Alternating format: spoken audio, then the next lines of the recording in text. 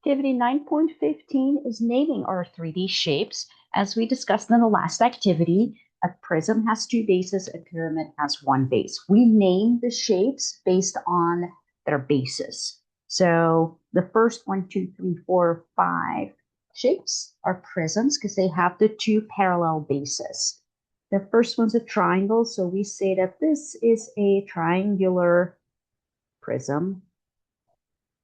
If all faces are the same squares, that's a cube.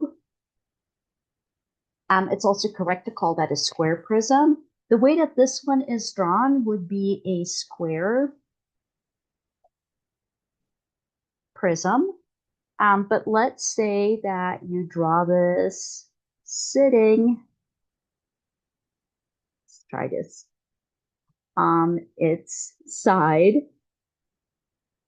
Not great at drawing that, but that would be a rectangular prism. Again, both of those are correct. But if it is sitting on the rectangle and that we consider those bases the rectangles, then it's a rectangular prism. If you flip it and put it on the square base, I would call that a square prism. We can do the next two. Then we go to pyramids. We have a triangular pyramid.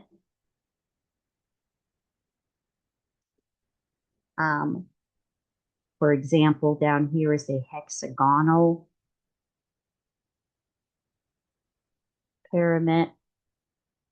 And then the other three with the circle components we named in the last activity.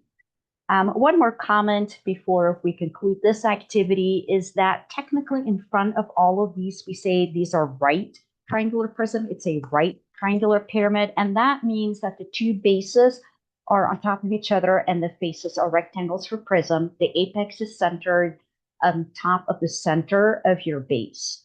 It is possible to do oblique shapes. So if you can picture your prism, two bases on top, if you shift one over, it changes the lateral faces to parallelograms.